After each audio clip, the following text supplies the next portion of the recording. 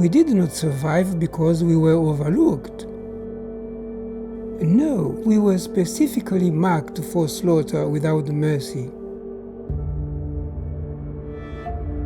But ordinary people became heroes, risking their own lives to rescue us. They showed a profound love that is greater than life itself.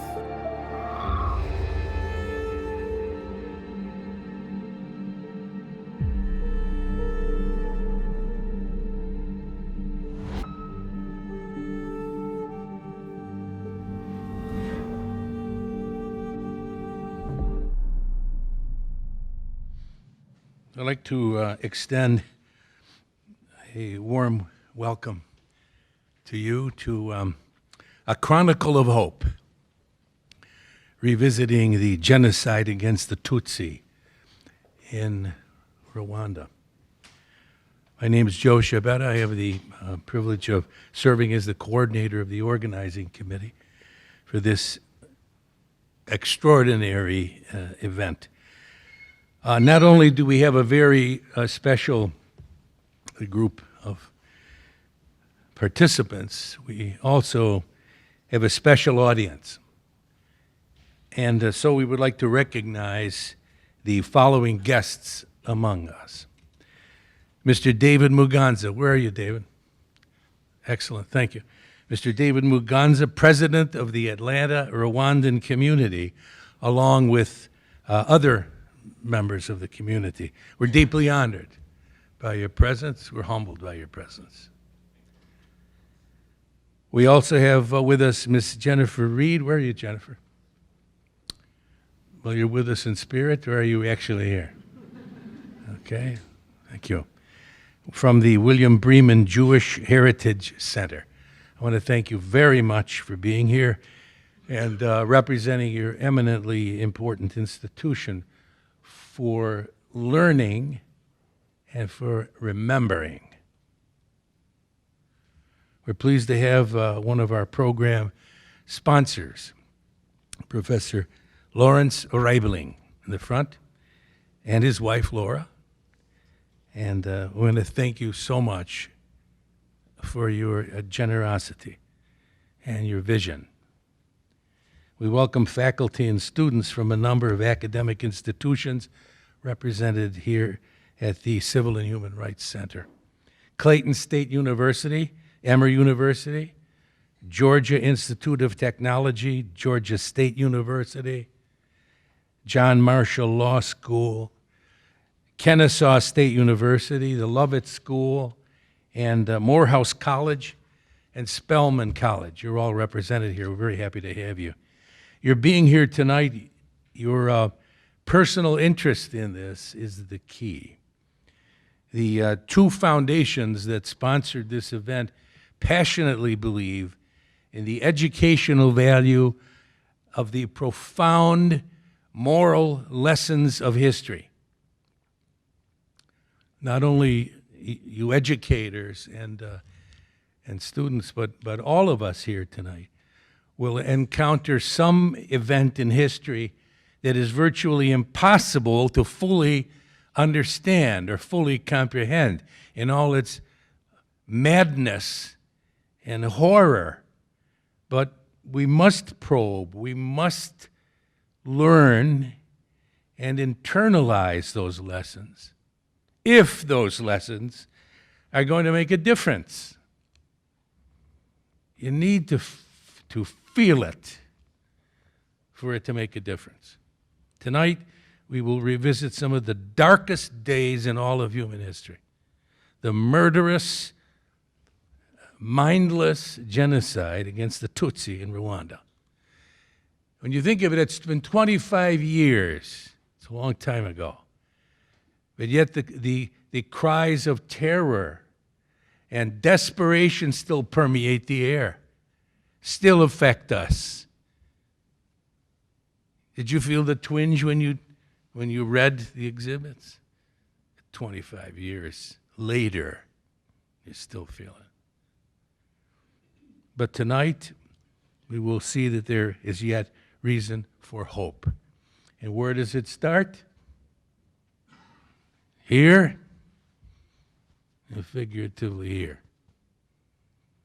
That's when things start happening that are positive. We begin with a poem written by the 18-year-old daughter of Rwandans who were refugees living outside of Rwanda in 1994.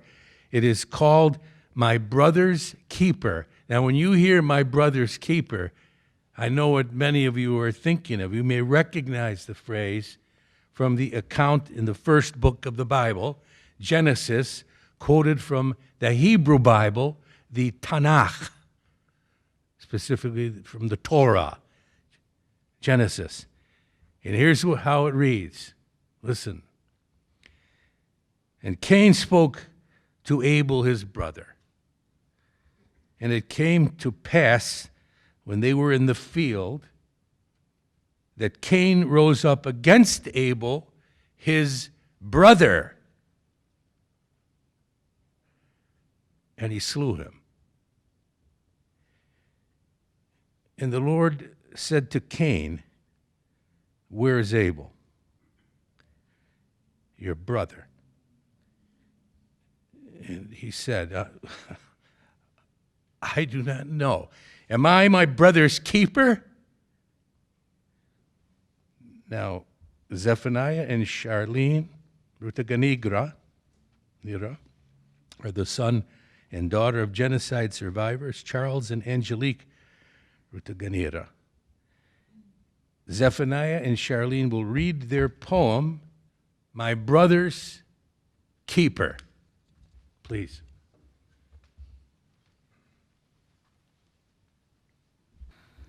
Written by 18-year-old Wera Nina Naganskwa in her own words. I wrote My Brother's Keeper on April 2nd, 2016, inspired by the testimony of a survivor of the Rwandan genocide, Charles Habonimana. He told his story 2 days earlier, April 9th, at the night vigil, one of the national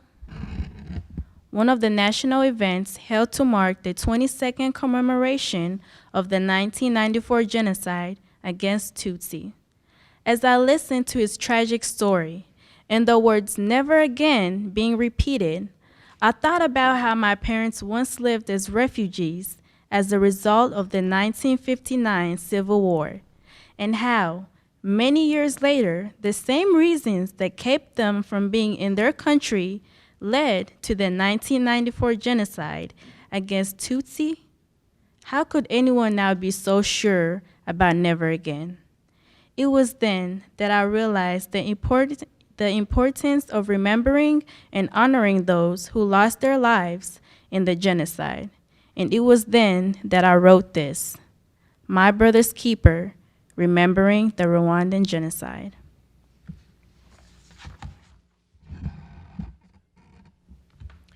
I read the scriptures and learned that Cain, after killing Abel, became a wanderer.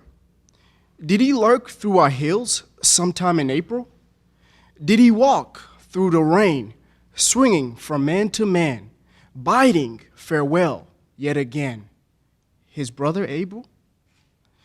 Did he use that man to taste his neighbor's blood in search of his brother? Did Cain walk the hills sometime in April? Every April, I silence my thoughts and lie to myself that I'm ready and strong enough to conceptualize at least a bit about that of 1994, only to prove that I'm just as pretentious as the last. I constantly remind myself that no man ever will. Still, I whisper words like, never again, sometimes leaving me emptier than I was. I question the possibility that words such as these give hope to the child who watched as they slaughtered his mother, or the one who saw his father become a monster overnight, and how one day they would have to explain it to their own. The orphan would one day have to listen to his daughter innocently echo the thoughts about those two words he had tried to suppress. Dad, how can we be so sure? And he'd know then, by his answer, how reassured he was. And that's it. He'd have to remember, always, not in April, but every day. He'd have to teach his children the greatest commandment. He'd have to love and teach love, for love conquers all. And again, he'd have to kwiyubaka, as the resilient people of the hills. That's their power, resilience. He'd have to recite a few words to his neighbor who, without empathy, repeated, "Am I my brother's keeper?" Every day, like a prayer, he would have to say,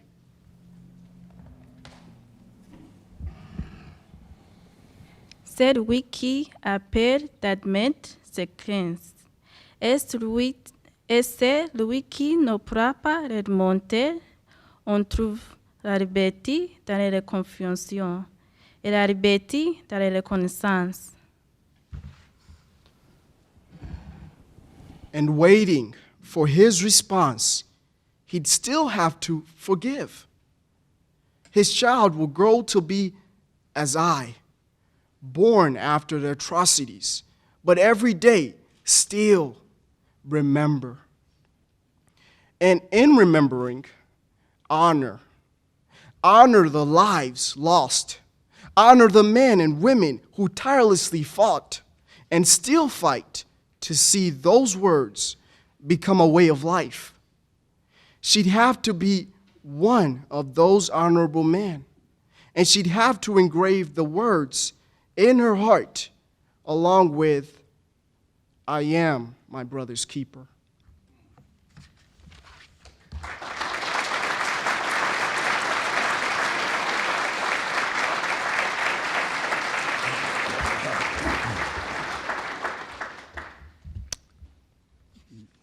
Thank you, Zephaniah. And thank you, Charlene. Very, very heartfelt reading. Returning to the account in Genesis. And God said, "What have you done? Hark, your brother's blood cries out to me from the earth. What have you done?" Professor Lorenz Reibling will begin to answer that question in his lecture, "The Collapse of Society's Pillars, Nazi Germany and Genocidal Rwanda." He will discuss the part that the society's institutions played or failed to play in the two iconic genocides of the 20th century. His lecture will set an important context for the survivor interviews to follow. Professor Reibling.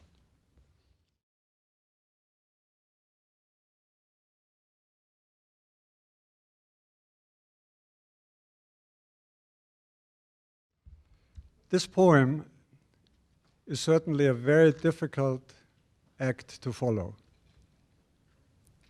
However, I will try to give you a little bit of an insight into a comparison between the genocide against the Tutsi in Rwanda and the Holocaust. A few years ago, I was sitting at a conference, after the conference at a lunch table with former President Clinton and some other people. And given the rare opportunity, I asked the former president what he recalled as the most difficult moment in his presidency. It didn't take him a second of deliberation to provide a spontaneous one-word answer. That one word was Rwanda. How did such a small country in Africa become such a prominent feature in the memory of such a powerful man in such a large country?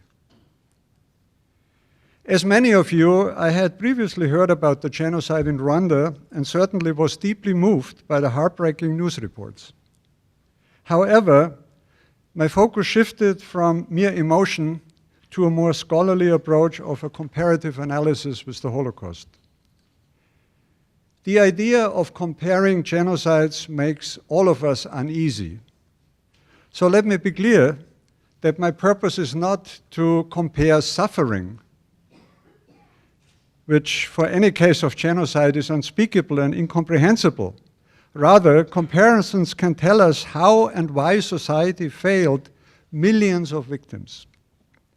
Identifying historical similarities in cases of genocide might help to lead to early detection, increased awareness, and potentially avoidance.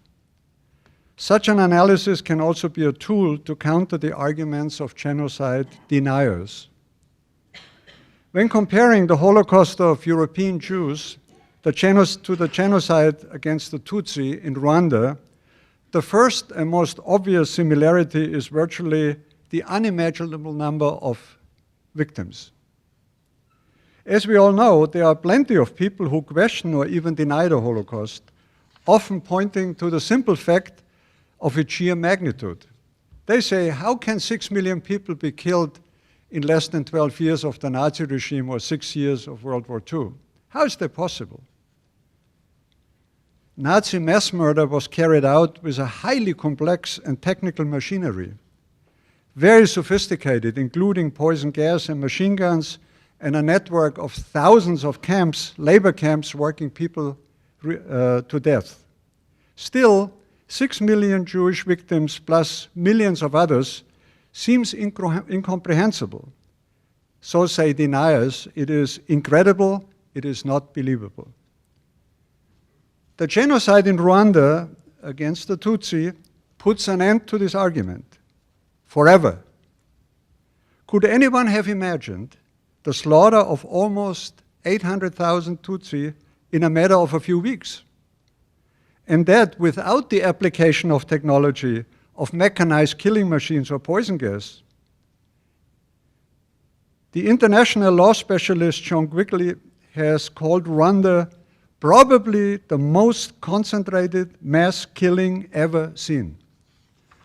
And that is in no way diminishing what happened in the Holocaust or takes away from this extraordinary and unique historic event.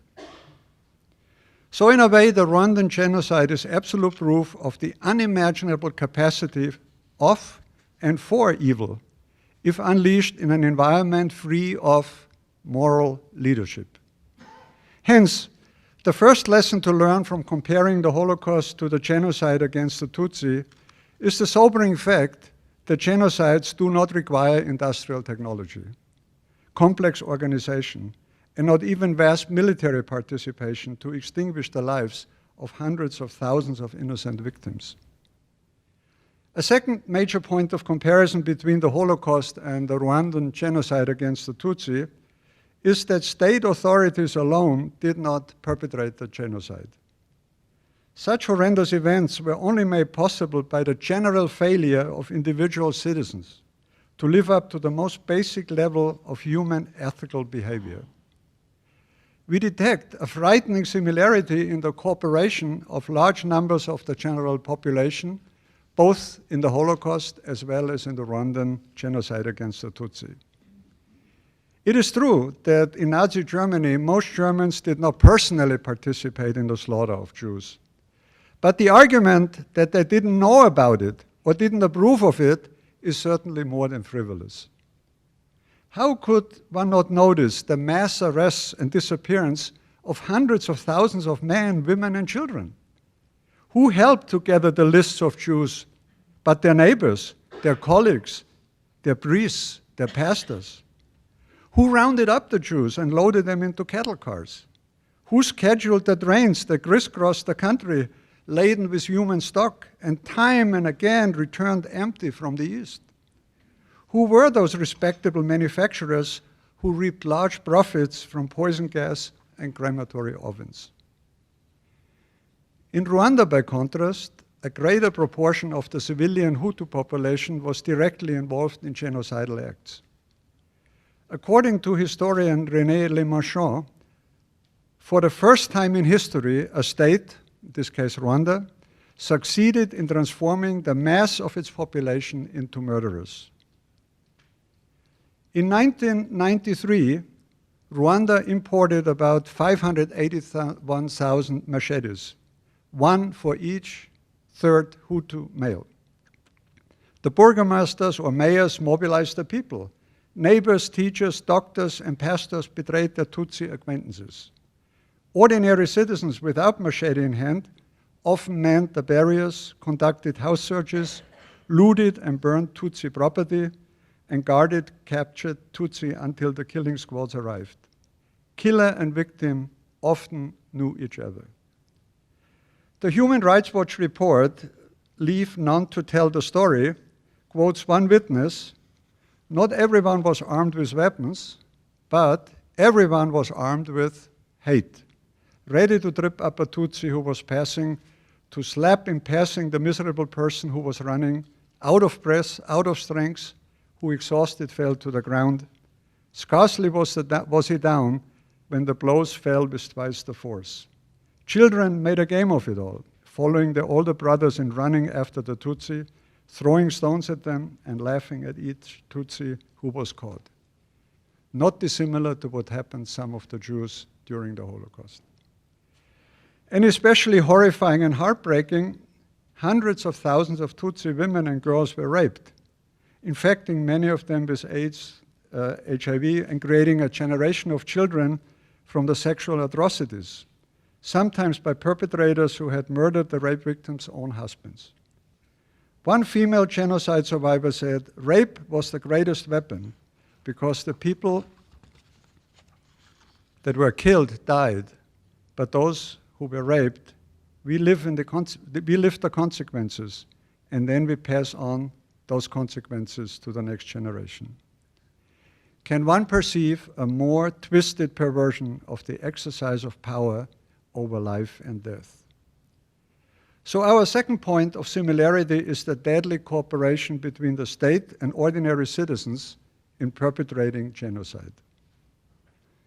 Our third point of comparison focuses on social institutions that function in between the state and the populace. Ideally, these societal pillars serve to educate, inform, unify, and inculcate moral norms in people for their betterment. Let us see how academia, the media, and the churches fared in the toxic atmosphere in Germany and also in Rwanda. Did they act to neutralize or counteract murderous forces? We already know that appalling answer to that question. But let us briefly focus and understand the active part those institutions played in those twin tragedies. Both in Germany and Rwanda, credentialed academics tried to establish an intellectual basis, so to speak, for the subjugation, exploitation, and ultimate extermination of segments of society. Certain physiognomic features were used as scientific proof for establishing categories or hierarchies that isolated the other as a blight on and a menace to society. These efforts often went hand in hand with propaganda that labeled certain groups in the population as subhuman, vermin, snakes, or cockroaches. In Rwanda, it was the intellectuals, social scientists, and historians who mapped a genocidal plot onto an existing myth of racial divide. As stated in Adam Jones' book Genocide, the mark of civilization was grafted onto physiognomic differences, with the genetically taller, more refined Tutsis destined to rule, and the shorter, allegedly less refined Hutus to serve. In later decades, Hutu intellectuals and scientists then turned this contrived polarized hierarchy on its head, depicting the Tutsi, all Tutsi, as treacherous invaders and oppressors, determined to enslave and exploit all Hutu. Propaganda depicted the majority Hutu as oppressed victims of injustice who had to eliminate the foreign Tutsi as a matter of survival and freedom. Doesn't that catapult us down back into the Nazi experimental laboratories, so to speak? In Nazi Germany, these ridiculous pseudoscientific programs, also known as eugenics, were racially based social policies that placed the biological purity and survival of the Aryan race or Germanic Übermenschen, master race, at the center of ideology. This, of course, appears to be total nonsense from the perspective of the 21st century science. It is almost hilarious to realize that in both cases, in Nazi Germany as in Rwanda, certain physical features, such as the color of hair or eyes, but particularly the shape of the nose, were thought to indicate a higher or lower evolved race, and the Nazis applied this terminology to others, not only Jews, but also the Slavic and other inferior nations. The Jewish nose was supposed to be larger and hooked, whereas the Aryan nose slim and straight. And that was reason enough to kill people. In some publications, actually, the Rwandan genocide was referred to as the nose genocide, as Tutsis were believed to have narrow and slim noses versus the broader and flatter noses of the Hutu majority. We should ponder this unimaginable nonsense, but also the carnage that such pseudoscientific concepts have wrought. Next, we will turn to another pillar of society, the media. The media has once been called, not too long ago, a pillar of democracy that strengthens the bonds of society. Upon taking power, the Nazis almost immediately moved to seize control of the media. Joseph Goebbels, who had a doctorate in philosophy, has been called the greatest mastermind of propaganda and marketing ever. He was a great admirer of Hitler, who made him the Reich Minister of Propaganda. A skilled orator, Goebbels worked to present a favorable image of the Nazi regime to the people and the world throughout the use of gigantic parades, the 1936 Olympics with all its racial overtones, and the endless flood of speeches delivered in venues all over the nation. Heroic films and political theater documented the enormous significance the Nazis gave to propaganda in all its forms and permutations as a way to brainwash the German population.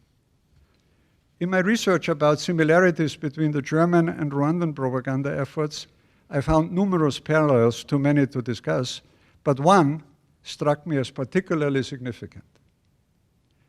Virtually all German households were equipped with an instrument called the Volksempfänger, loosely translated, the people's receiver. What it was is a simple version of a radio that played a major role in the agitation and indoctrination of the masses. So they did not have to attend Nazi rallies. The radio brought Hitler's hate-filled speeches directly into their lives and the homes of millions of Germans, demonizing the Jews and other enemies, so-called enemies of the state. Similarly, in Rwanda, cheap radios flooded the market just prior to the genocide. RTLM, Hutu Power Hate Radio, called on the people to eliminate the cockroaches. It congratulated those who carried out their work and castigated those who hesitated to kill. The book Machete Season by Jean Hatzfeld describes the role of radio in mass murder. One should pause to consider the leading role of radio during the genocides in Germany and Rwanda, says Hatzfeld. Radio exerted a decisive influence. Radio is far and wide the most dangerous media. It wields a unique, terrifying power once the state or its institutional apparatus collapses. It casts off everything that might attenuate or sidetrack the focus of words. In a chaotic situation, radio can prove to be the most efficient tool of democracy, as well as revolution and fascism, because it penetrates unhindered into the individual's deepest core, anywhere and at any moment.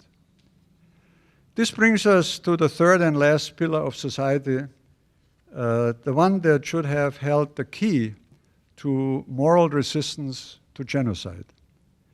And that institution is the church. Here is the reasoning. A genocide, any genocide, is in its final analysis not an academic, a political, or a military issue, or even a racial issue. The real issue at stake is strictly moral. Genocide is universally recognized as the gravest, most immoral crime against humanity. Which of the many institutions of a civilized society claims to be the arbiter and defender of morals? The church is custodian of religious faith, isn't it? And so also of morality. Where then was the church, or the voice of the church at least, this immensely powerful institution in both Germany and Rwanda during the Holocaust of the Jews and the genocide of the Tutsi? We could spend hours illuminating the position and actions of the churches during these tragedies. The Holocaust has deep roots in Christianity's long tradition of anti-religious anti-Semitism. But Christian Germany did not refrain from attacking other Christian nations, such as France, Italy, the Netherlands, England, etc., and the supposedly ethnically inferior slaves, chiefly Poland, which had an almost 100% Catholic population. Ironically, the Vatican did not complain. The German Catholic and Protestant establishments celebrated Hitler's achievements as the restoration to German greatness. They, being in the best position to know that genocide was in progression, mounted no organized, cohesive, and institutional protest against mass murder. My own then Catholic father was one of those soldiers with God with us on his belt buckle, and he went forth not to kill unbelievers, but Christians. In Rwanda, church members killed their fellow parishioners and even in a number of cases their own pastor or priest, either because they were Tutsi or they tried to help Tutsi. But we are speaking here not of individuals, we are speaking of institutions. We are speaking of the church as a social institution with tremendous influence. During the colonial days in Africa, authorities ceded the task of education to churches, giving them a direct hand in shaping ethical values, ethnic identity, and crucially, political views, as church and state worked together to dominate the land. With independence in 1962, the churches partnered with the Hutu-dominated regime, certain clergy even holding high-level government positions. Since the early 20th century, Rwanda had been thoroughly missionized by the Catholic and to some extent Protestant churches. Rwanda became one of the most Christian nations in Africa. By the 1990s, over 90% of the population professed membership in a Christian church.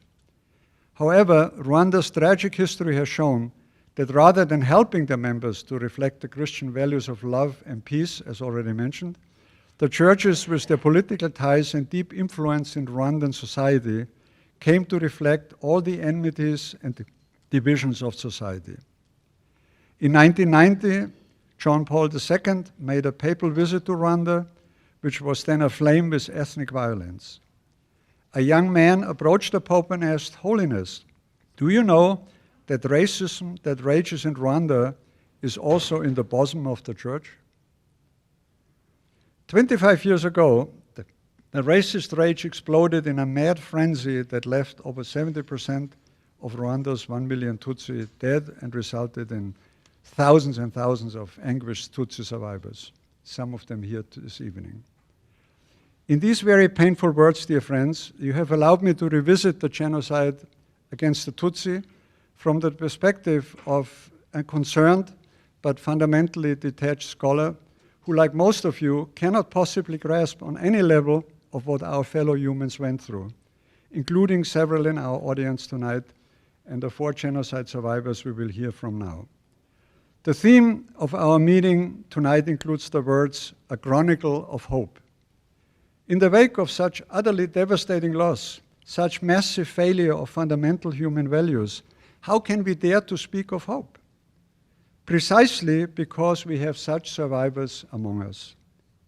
As you will hear, they are alive today because the surrender of human values in Rwanda was not complete. Survivors had a rare opportunity, so many others did not, to have around them people who saw them as worthy of life and who risked themselves, their own lives, to protect their fellow humans in desperate need. The presence of these survivors and their authentic stories indeed gives us powerful reason for hope.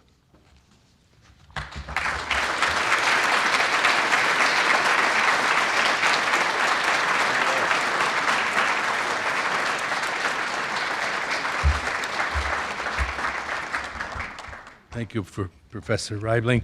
I wanted to comment on Professor Reibling, if I might. We thank you for that very stirring and insightful lecture. Professor Reibling specializes in the Holocaust and human rights. He's an adjunct professor at Woods College of Advancing Studies at Boston College. He teaches courses on the Holocaust, including Resistance, a Call to Action, and Hitler, the Churches, and the Holocaust.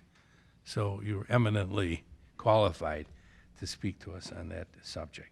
And so we arrive at the highlight of our program. We welcome, where's David Williams? David Williams from the Office of Public Information,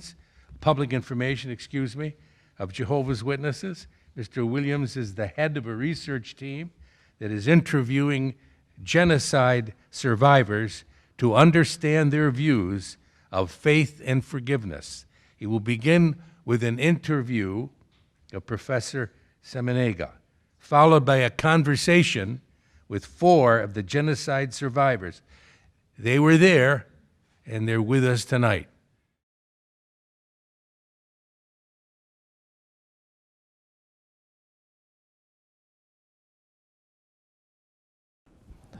So when we talk about the Rwandan genocide of the Tutsis, we usually start talking in numbers. It's the only way really to express the sheer tragedy of what happened in 1994. 1 million people in 100 days in a small country that only had 7 or 8 million people to begin with. It's difficult to wrap your mind around what actually happened on the ground in Rwanda in 1994 because the numbers are staggering. So we need more than just numbers if we're going to begin to understand the horror that occurred in Rwanda. We need to hear from the people who actually experienced it. To them, the genocide is not abstract. They saw the blood, they heard the screams, and they smelled the death all around them.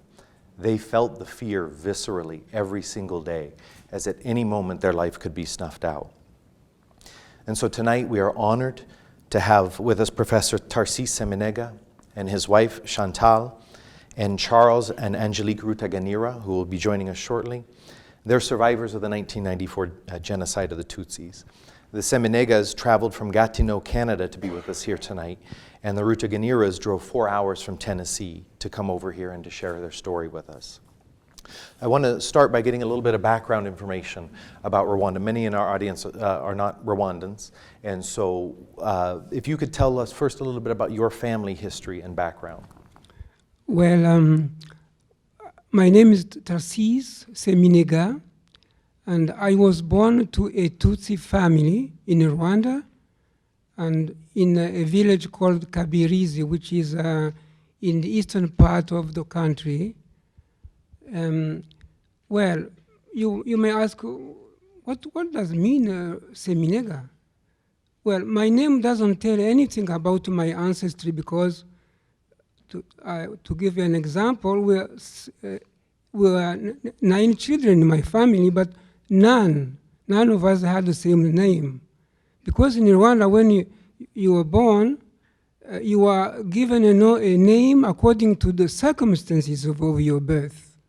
So my name means a courageous warrior. I don't know why I was given that name. Or was it because I was born in 1941? I don't know.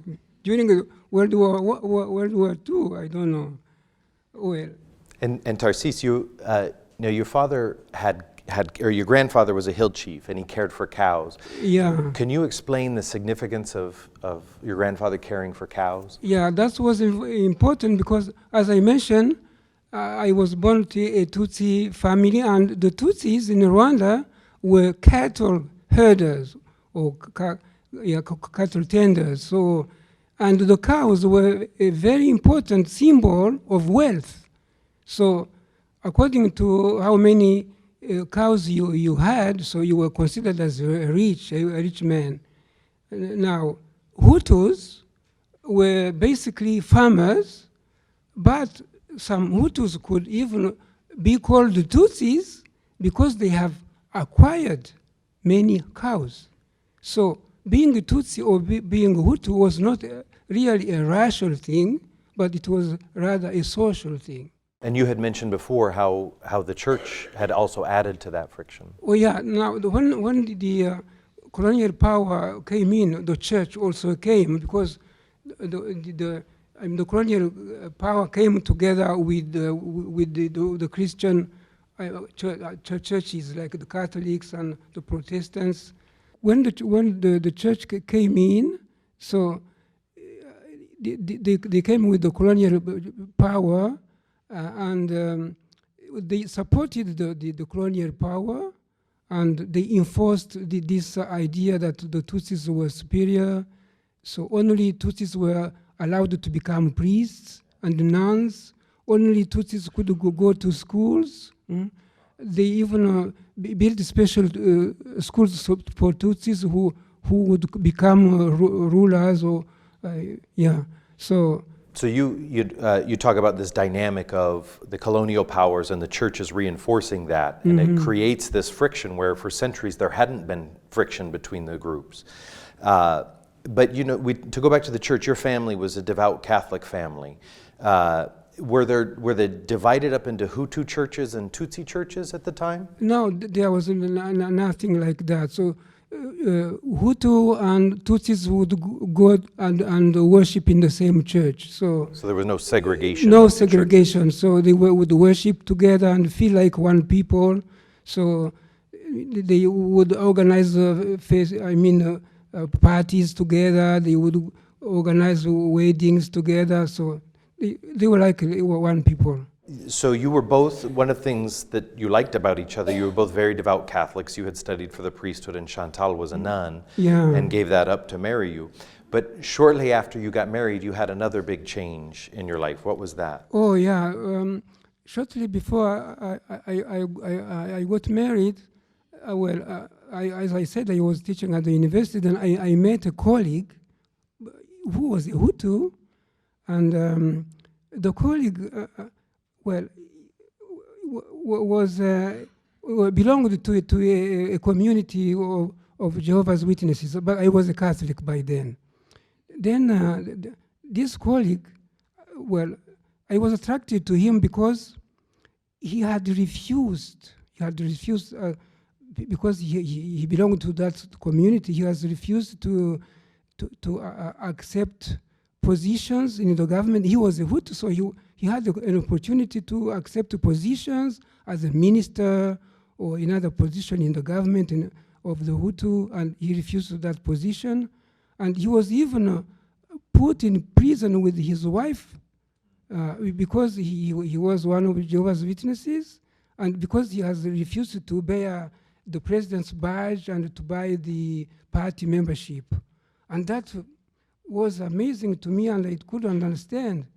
So then we became friends, and he explained to me his beliefs. So I was attracted by his, not only by his kindness, but by the fact that he didn't make a difference between a Hutu and a Tutsi. So he devoted much time to give me explanations and answer my questions. Well, sometimes he would even sleep over to my home because I was asking questions, and I wouldn't let him go until I had satisfying answers. So, but he was a Hutu. Now, by this time, Professor, you had a family, and what difficulties did your children face in school? Oh, so that happened when I came from France. I had been sent to France to continue my training and continue to teach as a lecturer at the university. So now when we had the children in France, so they were in a very good environment. But when we came back to Rwanda, it was a very tough time. So, and when they went to school, so the teachers asked them, who are you? So they say, we are Rwandans, we are Rwandans. No, we don't mean that. But which ethnic tribe, which ethnic group are you? They said, we don't know. So because my wife and I never told our children they were Hutu or they were Tutsi, so we didn't talk about that. So they were beaten and sent home. They told them, go back and ask your parents who you are. So then they asked, they came and asked us, so we say, if they ask you, say you are Rwandans, or if they ask you, say you are Jehovah's Witnesses, but don't say anything else. So when they went back, so the teachers were not happy, so we told the children, if they need some explanation, we'll come. So our children were not happy, they were bullied by other pupils, so it was tough. Yeah, wow. So now that brings us up to 1994. And I think one of the questions a lot of people ask is, could you sense this was coming? Could you see something like this happening? So I told you we were in Butare, in the south of the country, and now we knew there were some tensions, you see. So there was a war between the RPF and the Hutu government, but we were hoping that things will eventually settle down, because there was in Rwanda a UN peacekeeping, and the RPF and the government were having discussions. Even in Arusha, they came to an agreement, and so they said that they are going to put in practice this agreement. So we were hoping things would settle down, but we didn't really realize that they are coming to Butare, or anything would happen in the country. Okay. So at this time, I'd like to invite up Chantal and Charles and Angelique Ruganira, and we're going to go ahead and interview all four. So I'm going to step down.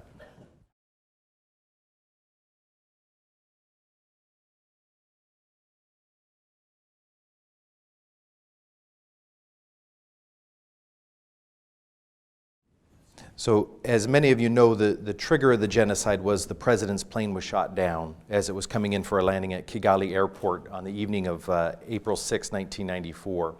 And on that flight were the presidents of Rwanda and Burundi, and they both died.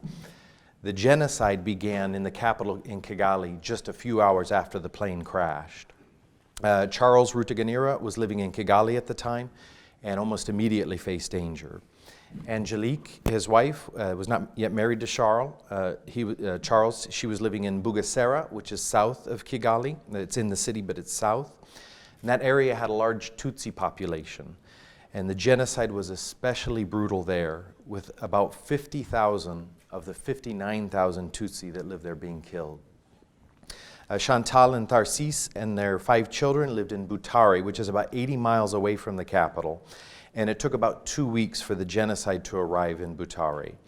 The Tutsi from other areas fled to that city thinking that it would be a safe haven. But the systematic killing began about April 20th and accelerated very quickly. Human Rights Watch estimates that about 100,000 people were killed in Butare Prefecture, tens of thousands of them in one church alone. So we're going to start by interviewing Charles. And Charles, you were in Kigali you were in Kigali when the president's plane went down. Could you hear the crash? Yes, I think everybody here, I heard that. Then the sounds was here everywhere, and I heard the guns sounds also. There is a change, yeah. So you knew you were in danger immediately as the plane Immediately, yes, the life was in danger, yeah, for that time. crashed? So why didn't you just leave? It was impossible, very impossible, because the road broke. The road was broke, curfew, nobody can move, and I remember the government announced that nobody can move where he is. Stay still where you are. Nobody move from there. Okay, so that was on Thursday that the plane went down, and you just had to sit in your home and wait. And then can you tell us what happened on Sunday morning? Yes, what happened Sunday morning? I was inside, around 10 people. It was a soldier, the former government soldier, and a group of people surrounding him. They hit the door, say, "Come out and hands up." And I went down, I opened the door, and then the soldier rubbed my right hand, and he asked me, "What is your tribe?" And I tell him, "I'm Jehovah's Witness." And he said, "No, I don't ask you about your belief. I ask you your tribe." And then I say, my father come from Tutsi tribe. And he tell those people surrounding him, say, "Finish this person." So he say in Kinyarwanda, he say, "Mumurangirize." It means that kill him. And then I cannot tell how many people put the sword. What I have in my body can tell you. I have a wound, 7 wounds in my body, from neck, the shoulder, arm, the sword, and the spears. And then they put me in front of my house near the streets, like someone dead. So they just left you there to die. Exactly.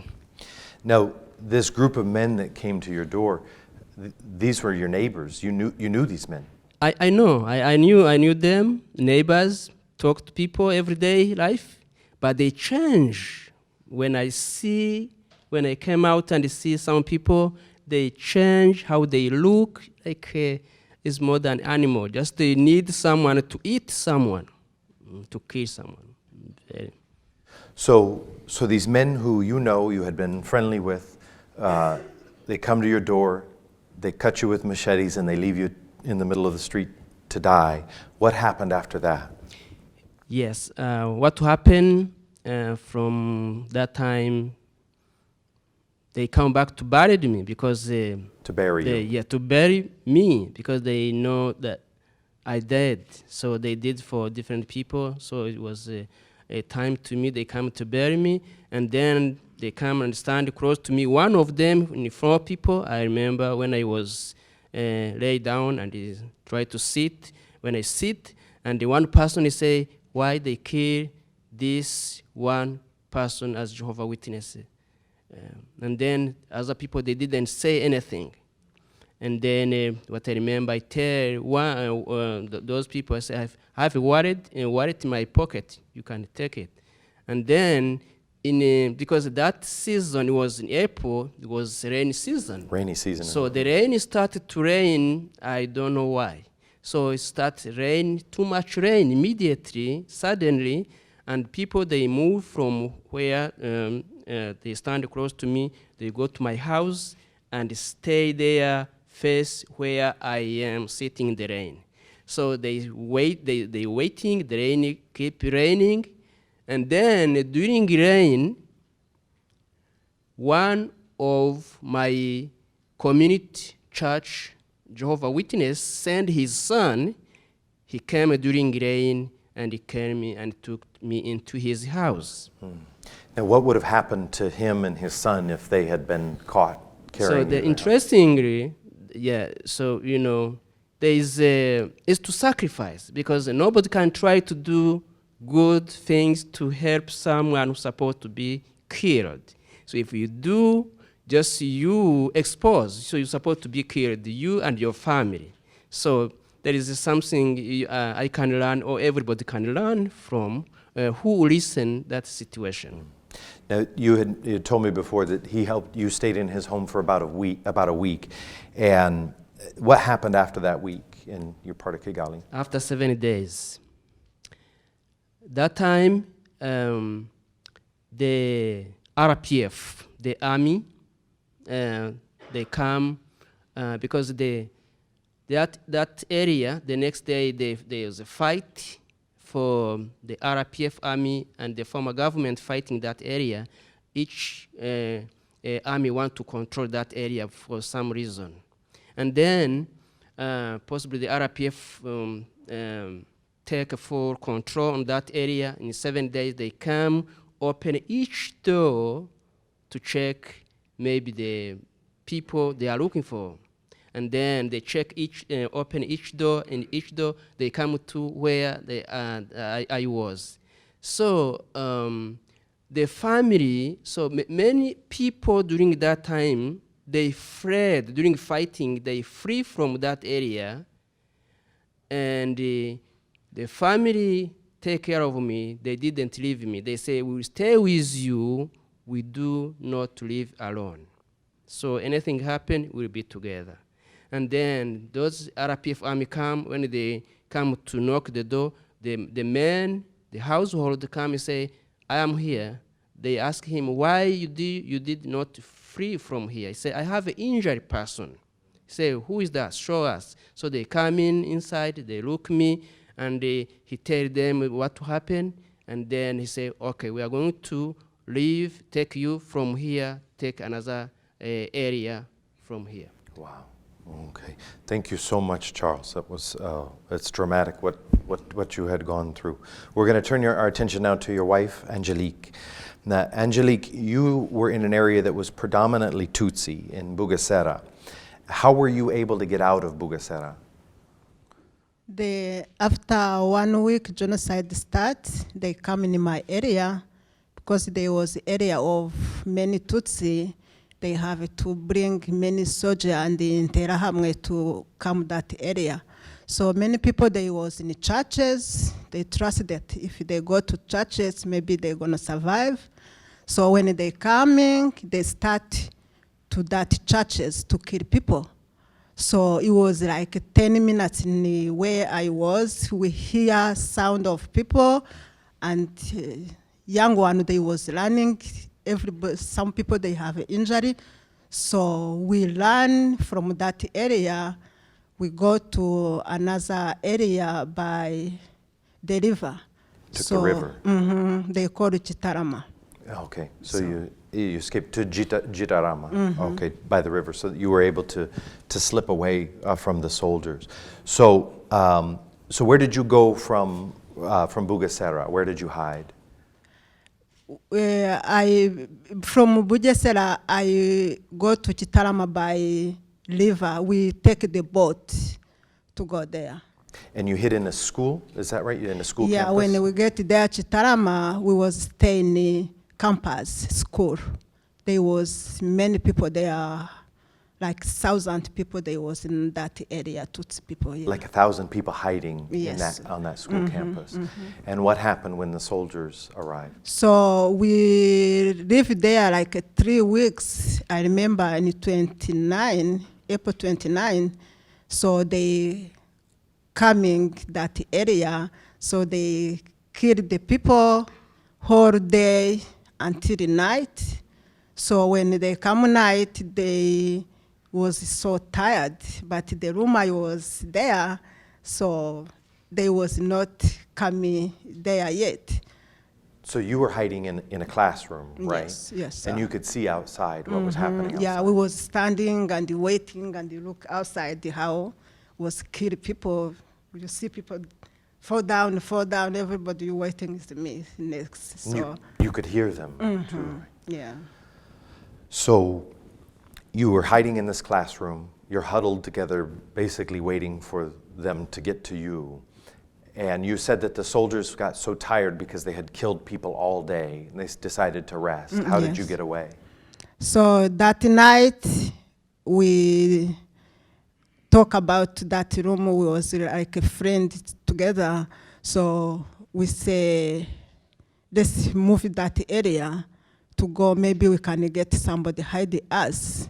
Because I was Jehovah's Witness, the one who girl who was together, she said she can show us the area, the witness they had. So because that killer people, they was moved, we go that night until we get morning. We get another area, but we still in Gitarama. So when the coming morning, we can go away anywhere because everywhere they was put the border barrier. Roadblock. Yeah, the border barrier, roadblocks, yes. So they stop us to kill us immediately. So how did you get out of that situation? So the time they go to kill us, one Jehovah's Witness was living near that area. His son, he passed by to see people that was there.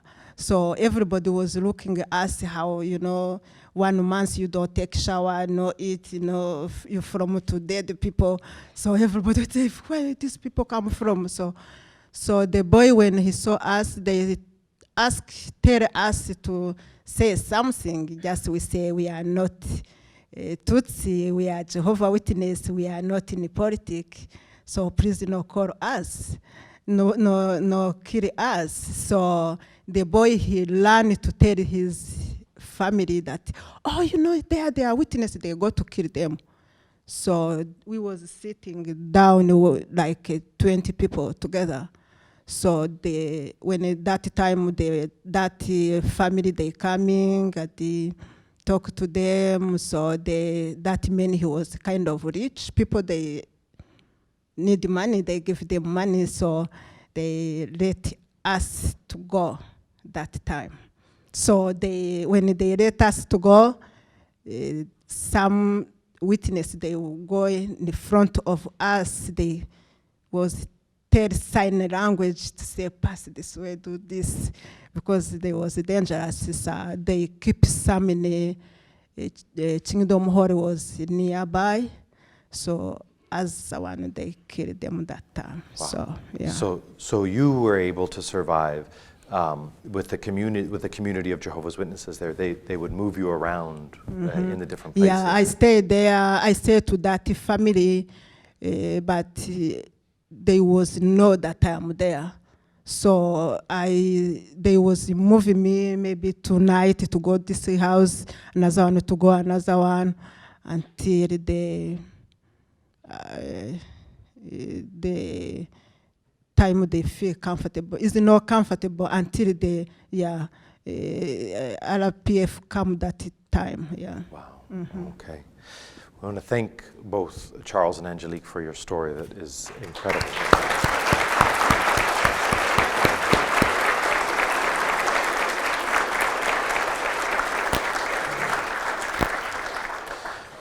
So we're going to turn our attention to Chantal and Tharcisse Seminega.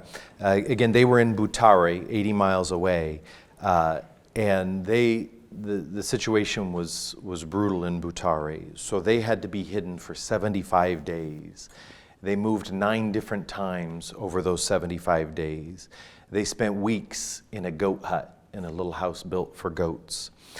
It was 20 members of their community that all worked and organized together to make sure that they were safe and that they were protected. So we're going to ask a few questions. Now, Chantal is more comfortable in French, and so we're going to ask Sandrine Williams to come up, and she's going to, I'll ask the question, Chantal will answer in French, and then Sandrine will translate for us. So first of all, Chantal, you're the first on our panel who was a mother at the time of the genocide. What were the ages of your children? Ils ont quel âge? My firstborn was 14. Oh.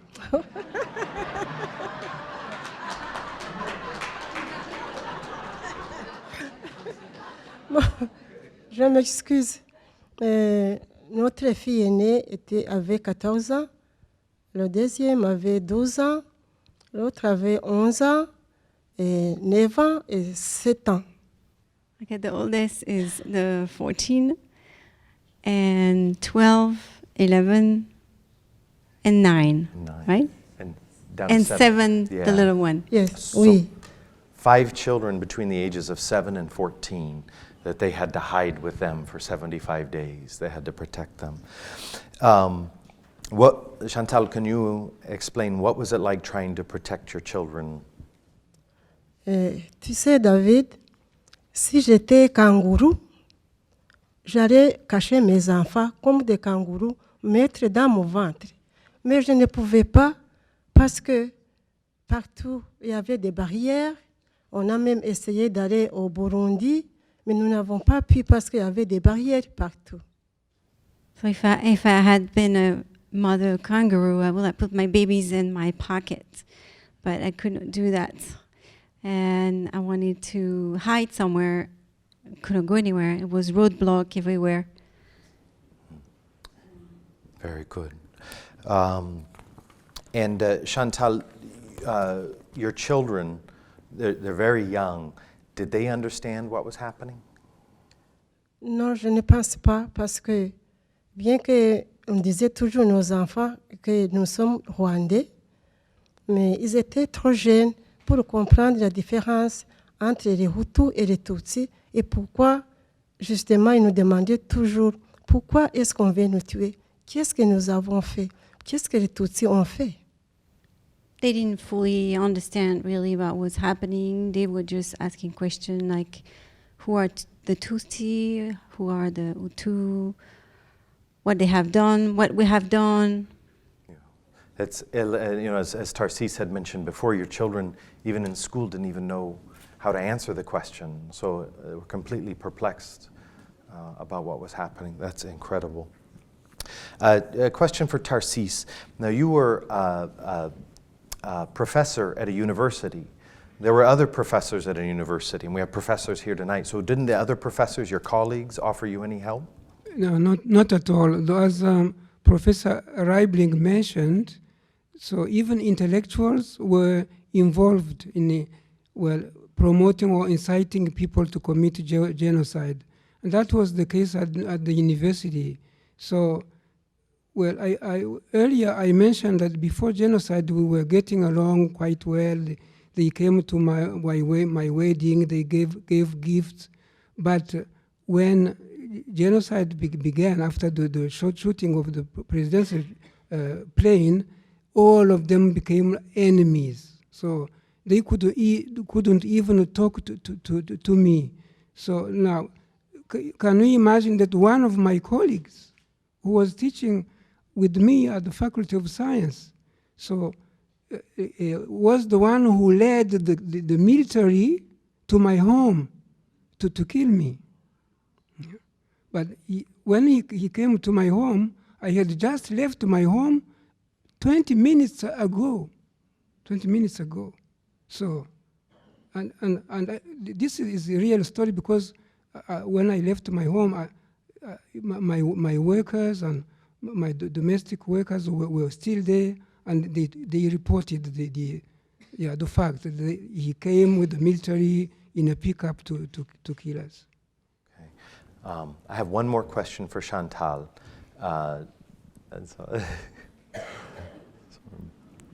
So you said during the genocide you had 5 children, and then after the genocide you had 8 children. Can you explain why? I don't mean that.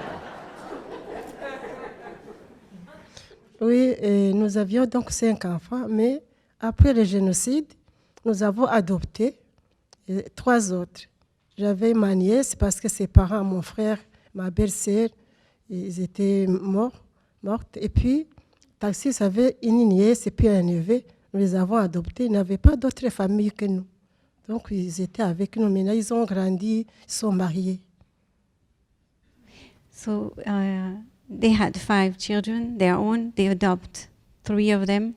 That they were members, children of family members that died during the genocide, niece and sister-in-law to Tharcisse. Yeah.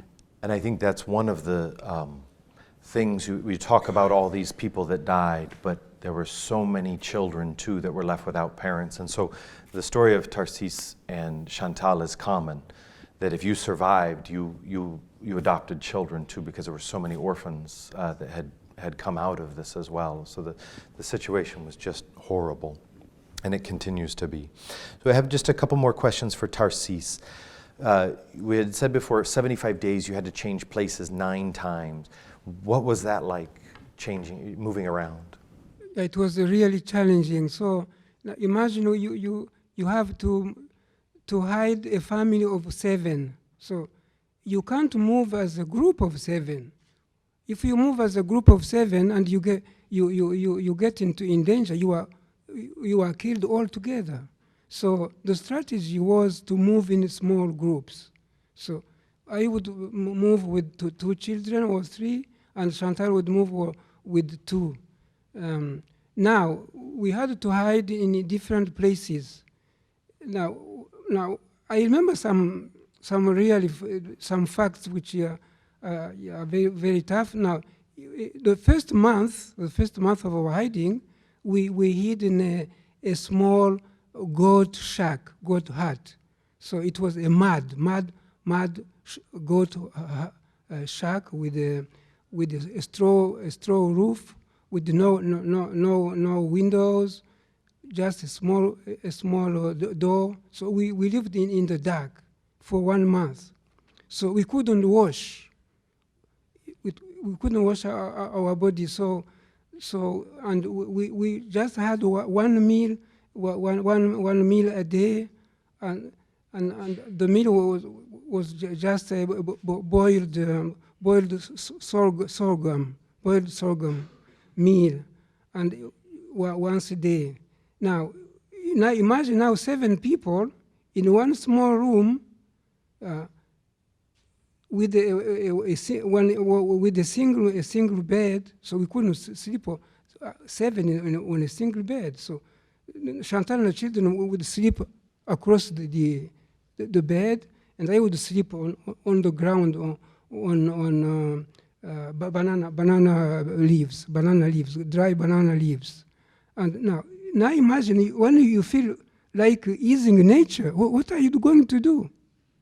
So we had a small plastic bucket, and everyone would go in that bucket.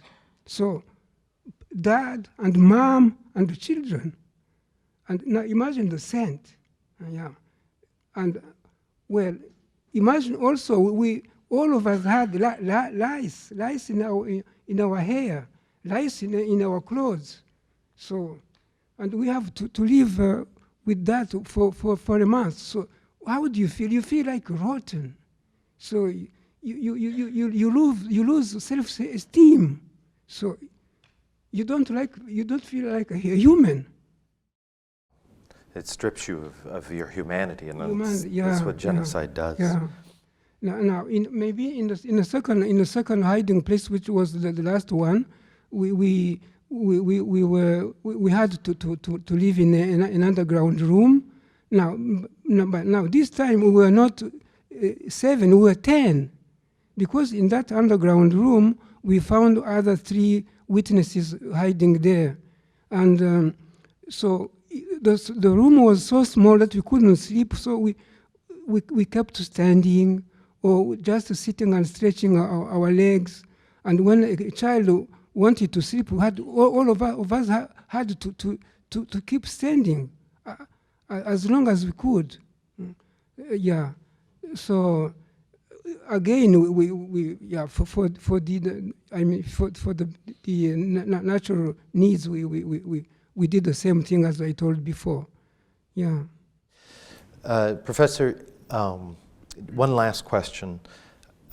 What do you want us to learn about what happened? What message do you want to convey? Yeah, well, so one of the lessons is that this experience taught me that people can be manipulated. Yeah, they can be manipulated either to do good or to do bad. Now, what can people now avoid being manipulated? Yeah. To avoid being manipulated, you have to have values. You have to have moral values, and you stick to your moral values, you defend your values, and you live up to your moral values. Now, why did these people we talked about now put their lives in jeopardy, or take their life in their hands and come to our rescue and provide us food and medication and go through very risky zones where people were shooting to bring us comfort and help us, because they had moral values, so which were even more dear to them than their own lives. That's one of the lessons. The last lessons we can learn is that love can conquer everything. Love can conquer hatred, and that is possible. Even it is possible before Christians. If we were Christians, and we think of what Jesus of Nazareth taught his disciples, he said, "You must love each other as I loved you," because he gave his life for his friends. Now, if you live up to this principle of Christ-like love, so you really love your people. I mean, everybody, you love everybody as you love yourself, and you can take a machete and go and kill him. You must think, what I'm going to do to him? What if he would do it to me? So then you keep away from doing harm. Thank you so much for both of you. We have just a couple of questions. We don't have time for a lot. We have time for 2 questions. So we'll see if we can get brief answers. One question, have the religious institutions taken any responsibility for their approval of the genocide since then, to your knowledge of because we didn't talk too much about it, but many people were brought into the churches, not just the Catholic churches, but were brought into the churches, were drawn in by their religious leaders, and then they were pointed out by the soldiers, and the soldiers came in and killed them all, or they set fire to the church itself. And yeah, all of the churches. It wasn't, I don't mean to pick on Catholics, but... So, yeah, I remember, I don't remember the year, but it's quite recently that the churches, especially the Catholic Church, recognized they did wrong things, and they asked for forgiveness. So they said that they did wrong things, that even among the church that they killed their own brothers. So they were sorry for this. But what is amazing is that they said this was done by individuals, but not by the church. But if you go deep into this question, you find that Catholic or Protestant individuals really did good and even put their lives to risk to help people. But the church as a whole did nothing at all. I mean, did nothing good, but they did just bad things because they encouraged the killings. So they told their flocks to obey the government. They didn't. When the genocide was going on, they didn't say, "Put down your machetes. You are doing things that God condemns. So you should stop doing these things." No. They just condoned what they are doing. They said, just do what the government says.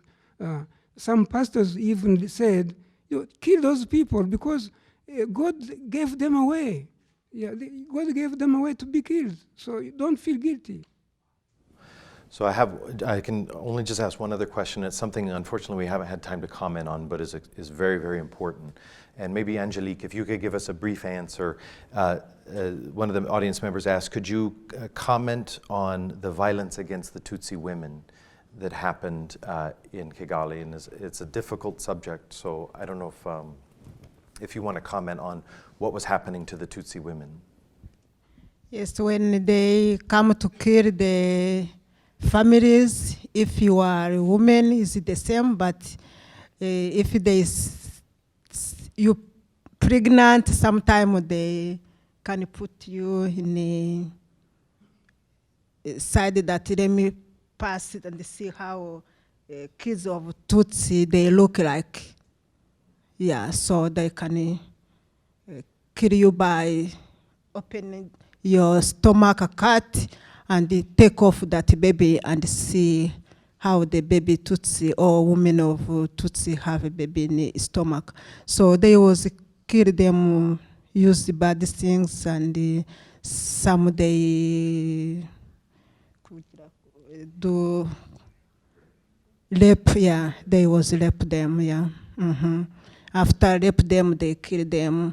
And they was, or sometimes they was coming if the brothers and sisters, they say, okay, so I need you do sex with your sister and see how you're doing. So after they kill them, they was do bad things. So, yeah. Thank you very much for being on the panel. We're going to turn it over to Joe. Questions? Okay. Oh, can I have your microphone?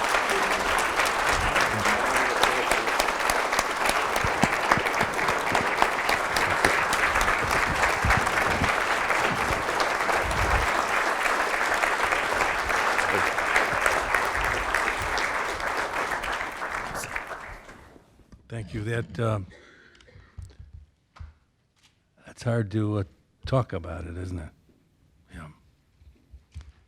This brings our program to a close. We would like to thank our sponsors, the Arnold-Liebster Foundation and Laura and Lorenz Reibling Foundation. Thank you. Thank you for making the event possible. We're glad we could all be together to let's just say, share our humanity and to delve much deeper into the far loftier meaning of love. Each of us will leave with something different. We're all different. All of us will leave with something different. But may each of us find a new, fresh reason for hope. A fresh reason for hope. In closing, I'd like to read the words recorded by the Hebrew prophet Jeremiah, chapter 29, verse 11. I'm quoting it from the New Jerusalem Bible, the Catholic Bible. These are prophetic words. They have universal application. They're very brief, the words of God through Jeremiah. Yes, I know what plans I have in mind for you, Yahweh declares. Plans for peace, not for disaster. To give you a future and to give you hope. Thank you and good night.